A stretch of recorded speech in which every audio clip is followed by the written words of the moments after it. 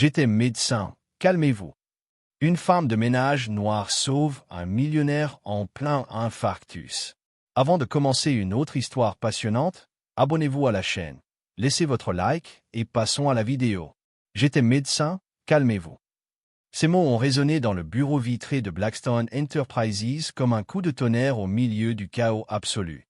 Diana Washington, 42 ans, a lâché la serpillière qu'elle tenait et a couru vers l'homme qui se tordait sur le sol en marbre italien, tandis que des dizaines de cadres en costume restaient figés, certains filmant avec leur téléphone portable.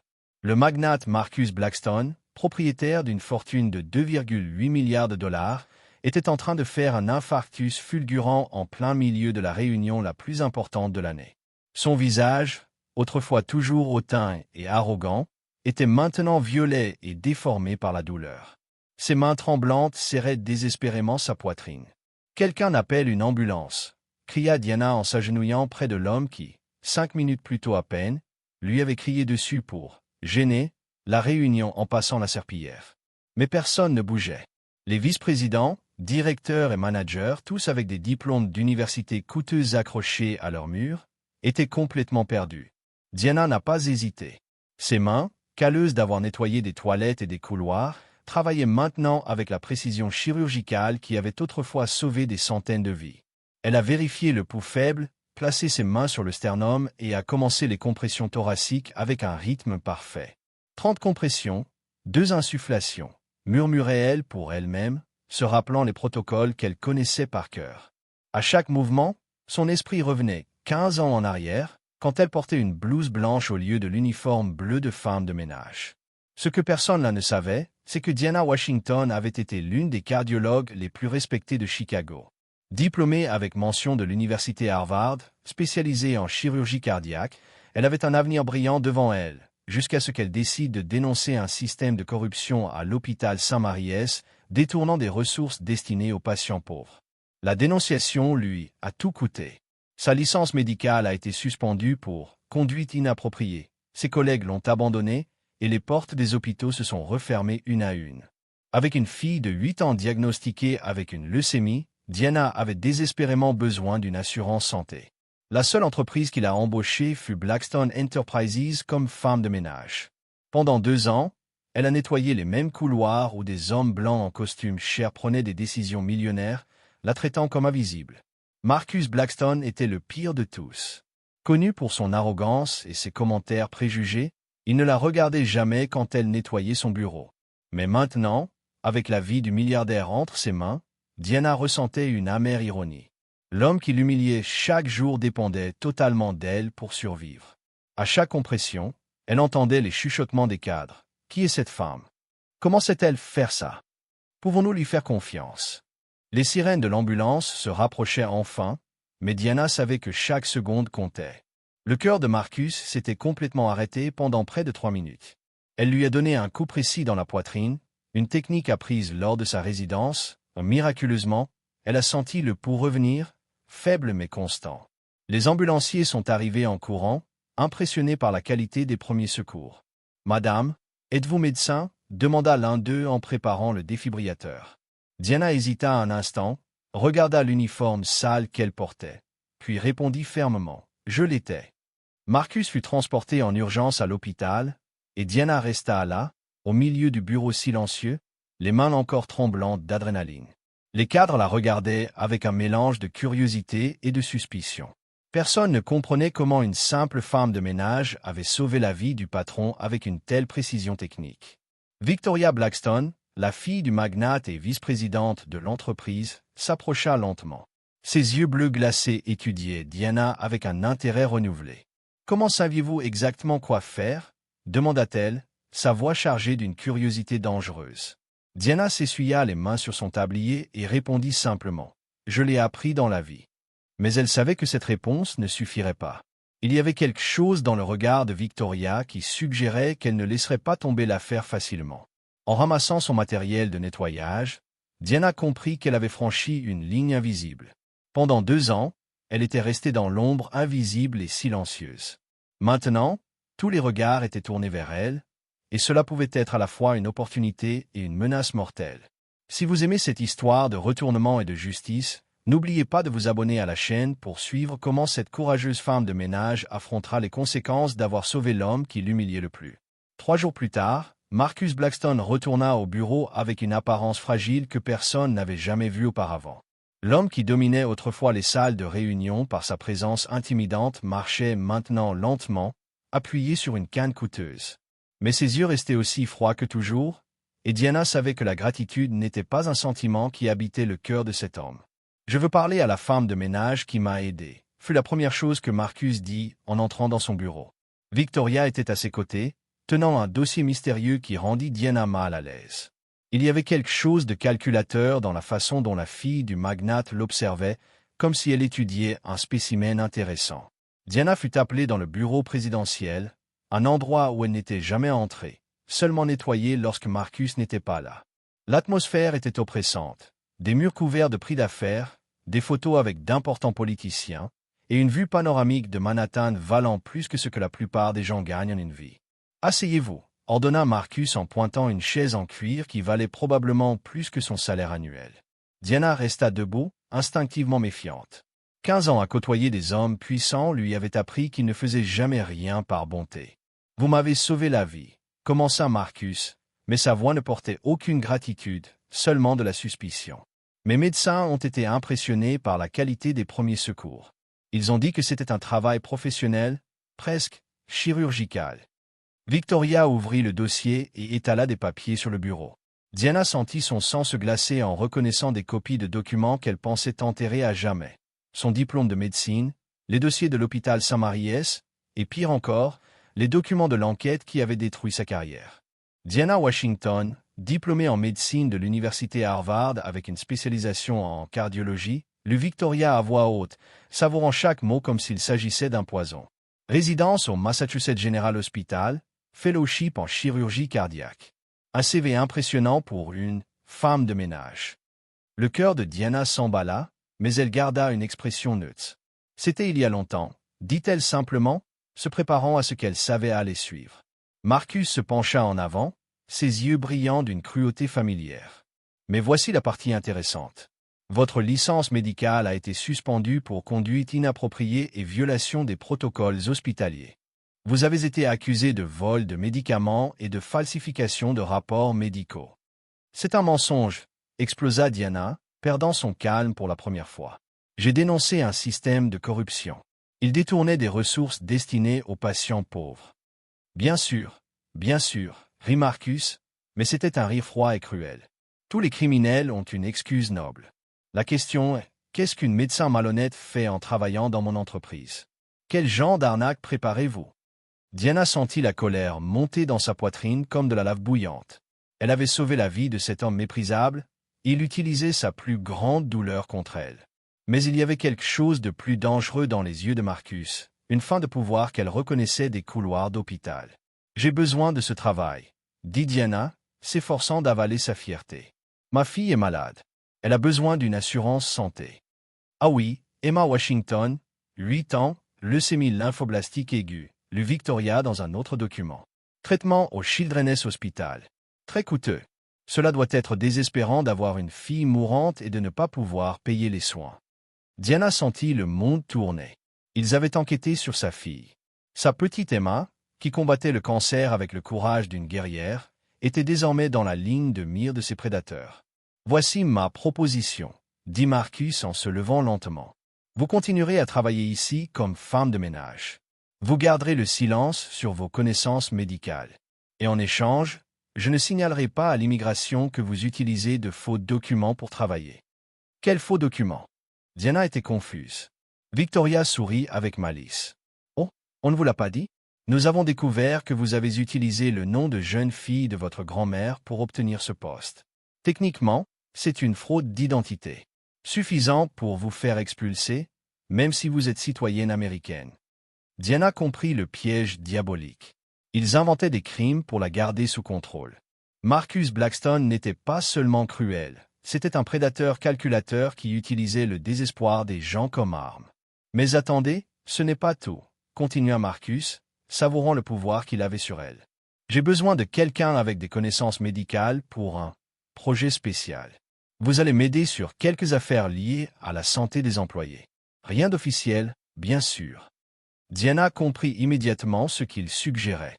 Marcus voulait utiliser ses connaissances médicales pour quelque chose d'illégal, probablement lié aux assurances santé des employés ou à des examens médicaux frauduleux. Et si je refuse? Demanda Diana, sachant déjà la réponse. Alors votre fille perdra l'assurance santé aujourd'hui même, dit Marcus avec une froideur absolue. Et vous perdrez bien plus que ça. Diana regarda par la fenêtre la ville qui avait un jour été sa maison lorsqu'elle était une médecin respectée. Elle était maintenant piégée dans la toile d'un homme qui utilisait sa bonté contre elle. Elle avait sauvé sa vie, et en retour, Marcus transformait son existence en un enfer encore pire. Mais alors qu'elle retournait à son placard à matériel de nettoyage, Diana prit une décision silencieuse. Marcus Blackstone avait commis une erreur fatale. Il avait sous-estimé une femme qui avait déjà tout perdu une fois et survécu pour raconter son histoire.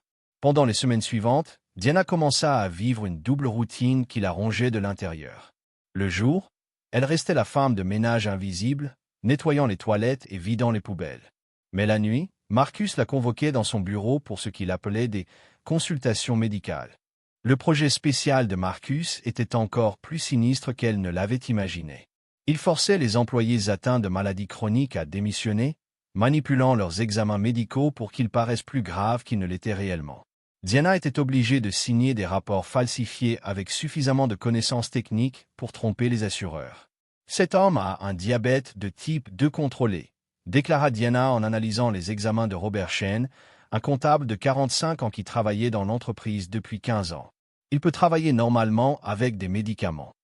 Mais tu écriras que son état est incompatible avec l'environnement de travail, ordonna Marcus en poussant un document déjà rédigé. Il coûte trop cher au régime de santé de l'entreprise. Diana signa les mains tremblantes, sachant qu'elle condamnait un homme bon au chômage. Mais chaque fois qu'elle hésitait, Marcus lui montrait une photo d'Emma à l'hôpital, lui rappelant ce qui était en jeu. Cependant, Diana commença à faire quelque chose que Marcus n'attendait pas. Elle documentait tout en secret. Pendant ses rondes de nettoyage, elle photographiait des documents, enregistrait des conversations avec un petit enregistreur caché dans le chariot de nettoyage. Plus important encore, elle faisait des copies de tous les rapports médicaux frauduleux qu'elle était forcée de signer. Le tournant vint quand Diana découvrit quelque chose d'horrible en nettoyant le bureau de Victoria.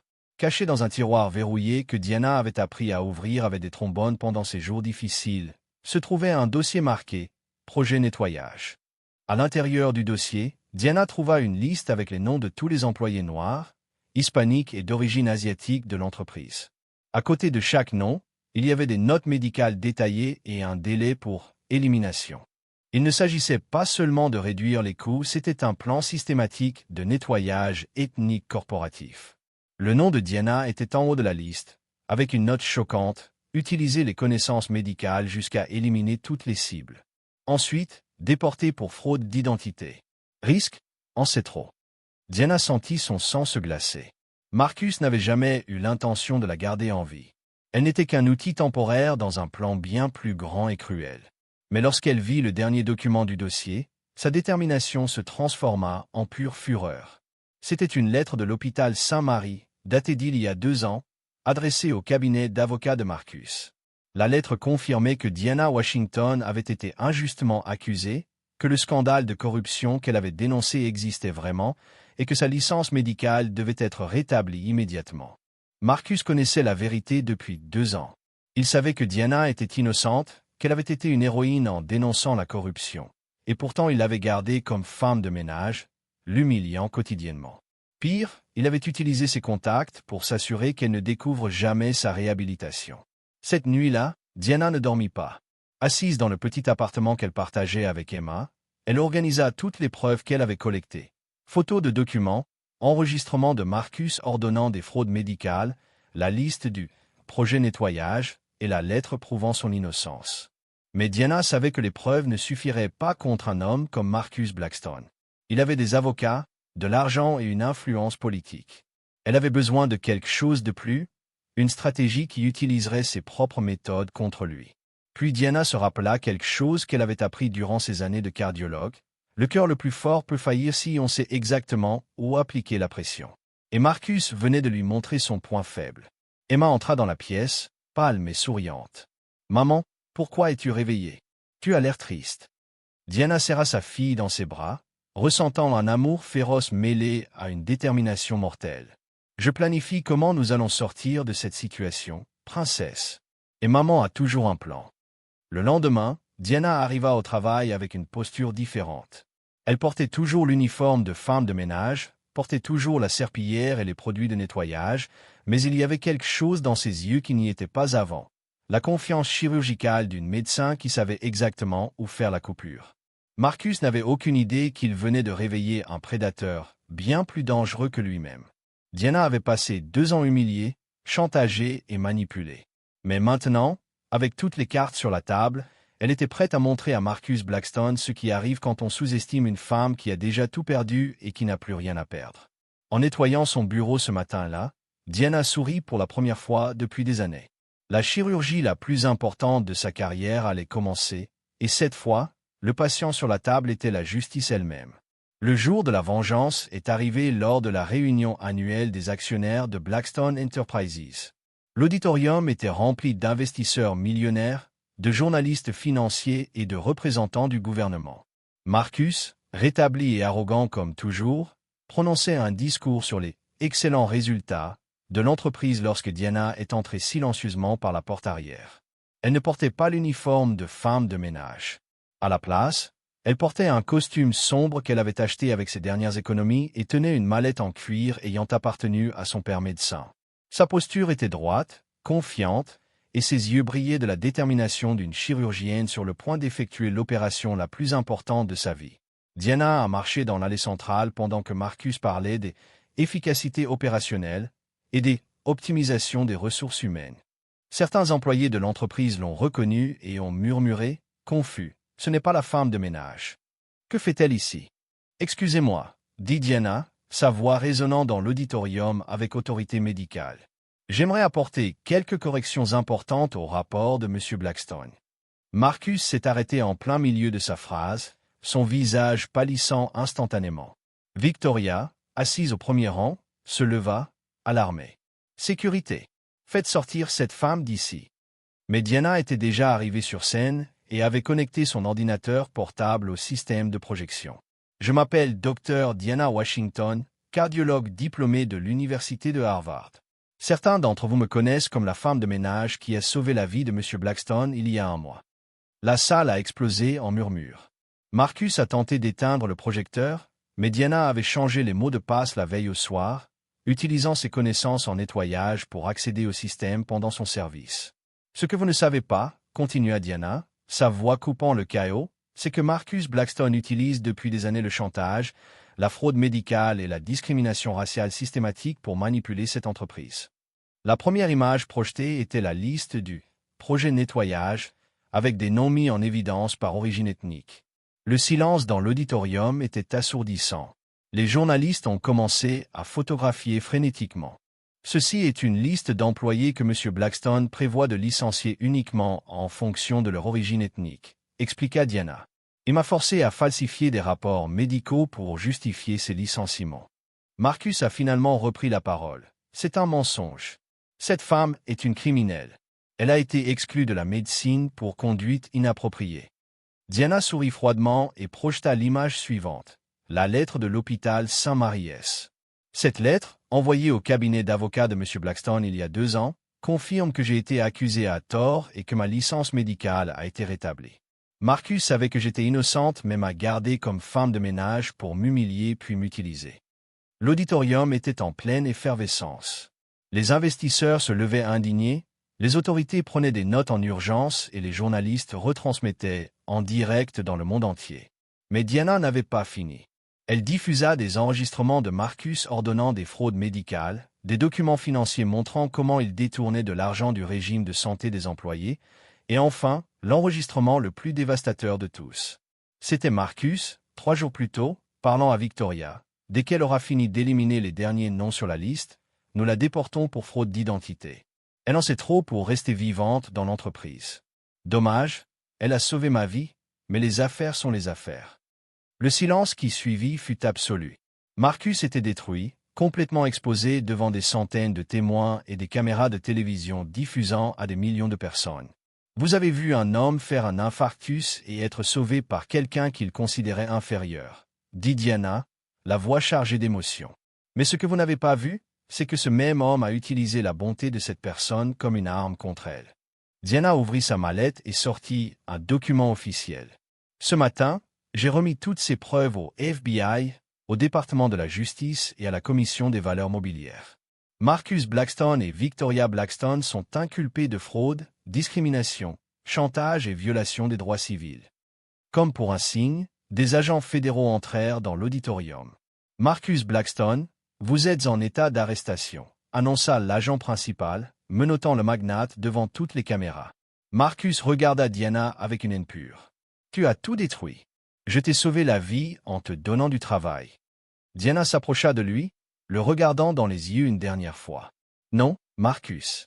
Tu n'as pas sauvé ma vie. C'est moi qui ai sauvé la tienne. Et tu as utilisé ça pour tenter de me détruire.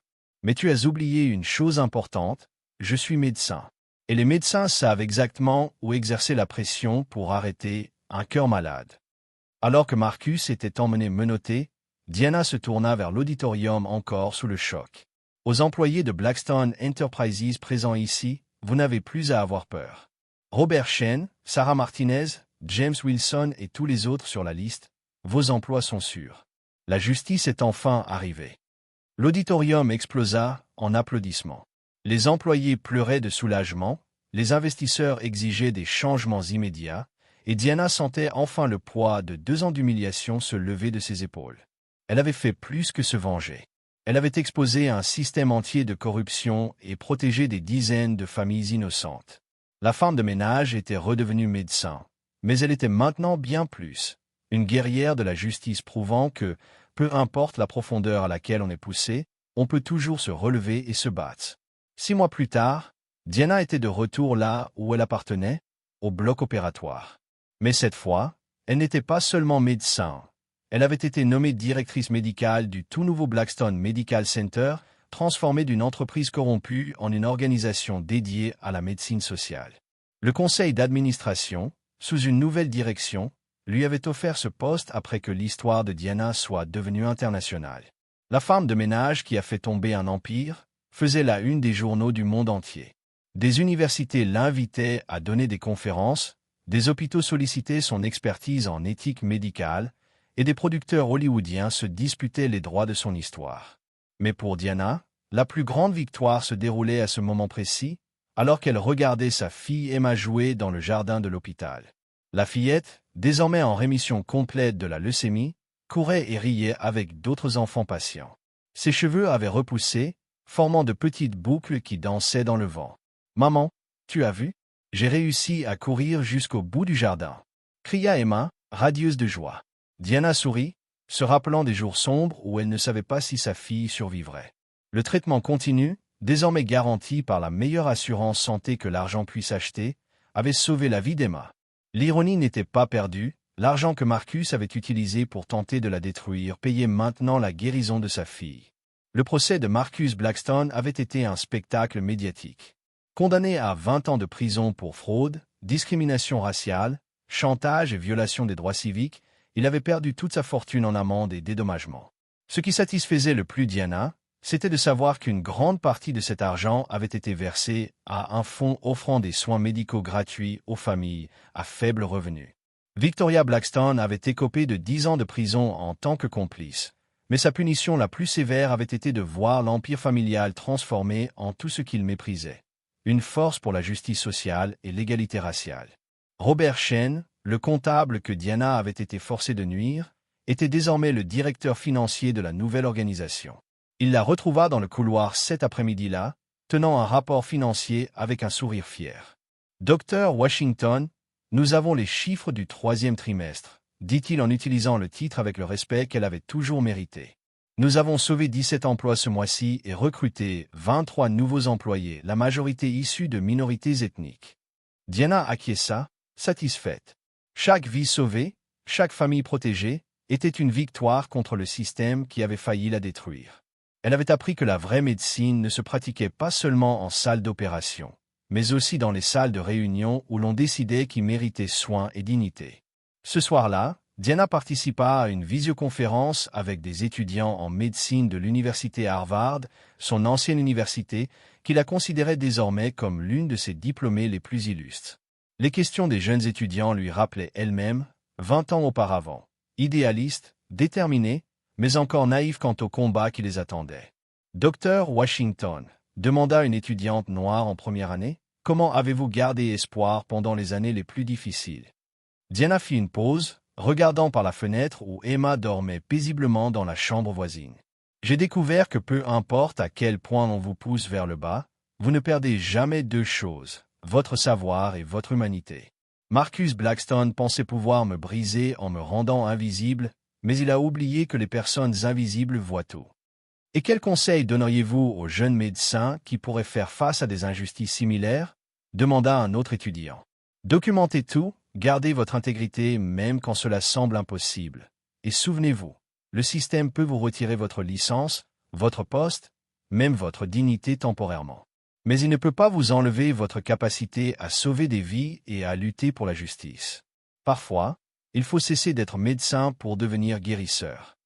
Après l'appel, Diana se rendit dans la chambre d'Emma et embrassa le front de sa fille endormie. Sur la table de chevet, une photo de la famille le jour de la remise de son diplôme de médecine, quand Emma n'était encore qu'un rêve futur et que le monde semblait plein de possibilités infinies. Aujourd'hui, 20 ans plus tard, Diana savait que les possibilités étaient toujours infinies, mais pour des raisons différentes.